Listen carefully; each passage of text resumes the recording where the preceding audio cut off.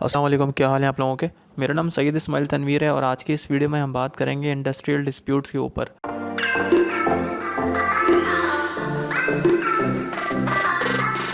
India से एक student थे हमारे, उन्होंने मुझसे ये कहा था कि उनका एग्ज़ाम है, तो उन्होंने मुझसे पूछा था कि ये इंडस्ट्रियल डिस्प्यूट क्या होता है, इसके बारे में मुझे कुछ बता दें। तो मैं ये वीडियो बना नहीं पा रहा था, काफ़ी दिनों से सोच रहा था कि ख़ुद ही इसको रिकॉर्ड करके बनाऊंगा, मगर अब टाइम नहीं है, हो सकता है उनको ज़रूरत पड़े।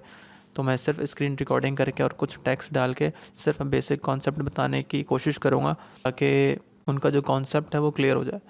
होता ये है कि जो टॉपिक का नाम होता है हमारे, उसका जो असल मतलब होता है वो समझ नहीं आता स्टूडेंट्स को, इसलिए वो आगे जब पढ़ रहे होते हैं या कोई लेक्चर ले रहे होते हैं तो ये उनको मालूम नहीं होता कि वो है क्या। जब तक आपको कॉन्सेप्ट क्लियर नहीं होगा आप आगे नहीं बढ़ सकते। इस वीडियो में बहुत सारी चीज़ें आपको नहीं बताऊंगा, सिर्फ इंडस्ट्रियल डिस्प्यूट का जो बेसिक कॉन्सेप्ट है वही बताऊंगा।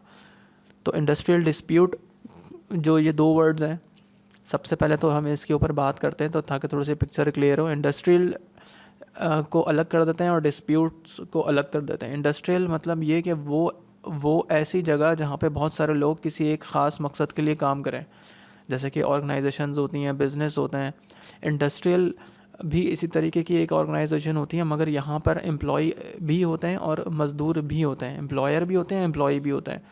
तो जहाँ पे मैन्युफैक्चर वाले जो काम हो रहे होते हैं उनको हम इंडस्ट्री यानी कि बड़ी तौर पे समझा जाता है इंडस्ट्रियल, इसीलिए हम इसको इंडस्ट्रियल रिलेशन या इंडस्ट्रियल डिस्प्यूट्स वगैरह कहते हैं। तो ऐस बहुत सारे लोग जो एक ख़ास मकसद के लिए वहाँ काम कर रहे हों और वहाँ पे मैन्युफैक्चरिंग भी हो रही है, वहाँ मज़दूर भी हों, तो उसको हम इंडस्ट्रियल तस्वर करते हैं। जैसे कि अगर कोई मज़दूर हैं, कहीं कंस्ट्रक्शन का कोई काम चल रहा है, तो ज़ाहिर सी बात है उनकी एक अपनी इंडस्ट्री है, उन्होंने अपने मज़दूर रखे हैं, वो काम करवा रहे हैं उनसे।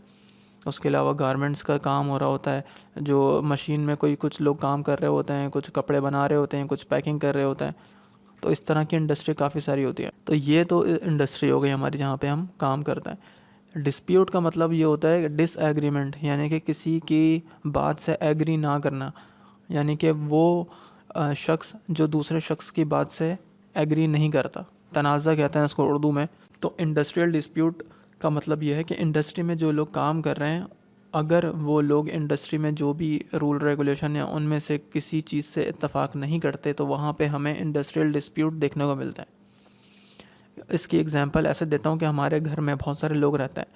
अब कोई अलग नेचर का है, कोई किसी और नेचर का है, तो घर में हमारे माँ बाप या हमारे जो बहन भाई कोई अगर बात करते हैं कि भाई तुम ये काम कर लेना या इस तरह कर लेना या कल से तुम ये काम करना शुरू कर देना, तो अगर वो एग्री कर ले तो ठीक है, लेकिन अगर वो एग्री नहीं करता तो वहीं से इश्यूज़ शुरू हो जाते हैं। या तो वो लड़ता है, झगड़ता है, लड़ाई करता है, या कोई कहता है कि नहीं मैं इस बात को नहीं मानूंगा। तो यानी कि वो स्टैंड लेता है उसके ऊपर कि नहीं यार ये चीज़ गलत है या मेरे हक़ में नहीं है, जो हमारे घर में डिस्प्यूट्स होता है। इसी तरीके से इंडस्ट्री में भी डिस्प्यूट्स होते हैं, इंडस्ट्री में भी झगड़े होते हैं, लड़ाई झगड़े होते हैं कि अगर कोई टॉप मैनेजमेंट या कोई भी एम्प्लॉई वहाँ पे कोई रूल बना रहा होता है, तो वहाँ के जो भी, जब जाहिर सी बात है जब भी रूल रेगुलेशन बनते हैं तो वो उन लोगों के लिए बनते हैं जो लोग वहाँ काम कर रहे होते हैं। तो ज़्यादातर जो अनफॉर्चुनेटली ज़्यादातर जो प्रॉब्लम्स आती हैं वो नीचे तबके वालों के लिए आती हैं, यानी कि जो मज़दूर होते हैं बेचारे, उन लोगों के लिए मसले मसाइल होता है।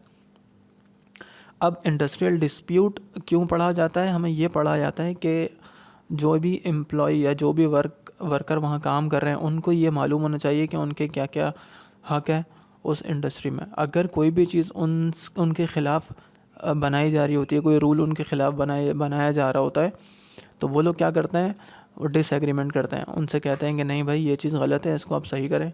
फॉर एग्ज़ाम्पल किसी के आपने ड्यूटी आवर्स बढ़ा दिए मज़दूरों के, या किसी की वेजेस कम कर दी, या किसी का बोनस नहीं दिया, किसी की तनख्वाह टाइम पर नहीं दी, या कोई ऐसा रूल बन गया जिससे मज़दूरों का नुकसान हो रहा हो, तो ये सारी चीज़ें इंडस्ट्रियल डिस्प्यूट्स में आती हैं।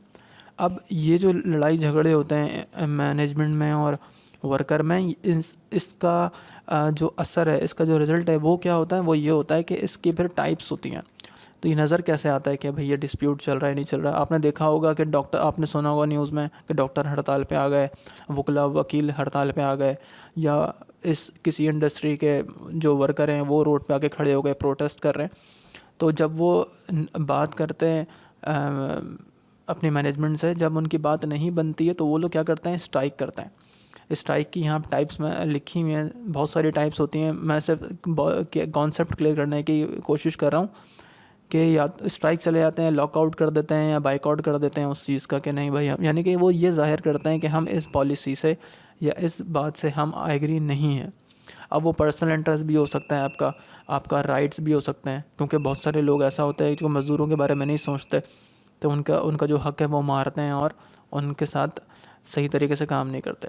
तो इंडस्ट्रियल डिस्प्यूट में हम क्या पढ़ते हैं, ये देखते हैं कि जो भी एम्प्लॉय है, जो भी वर्कर इंडस्ट्री में काम कर रहा है, वो तब तक अच्छे तरीके से काम करेगा जब तक वो एग्री होगा उनके रूल रेगुलेशन से, उनके टाइमिंग से, उनके काम से।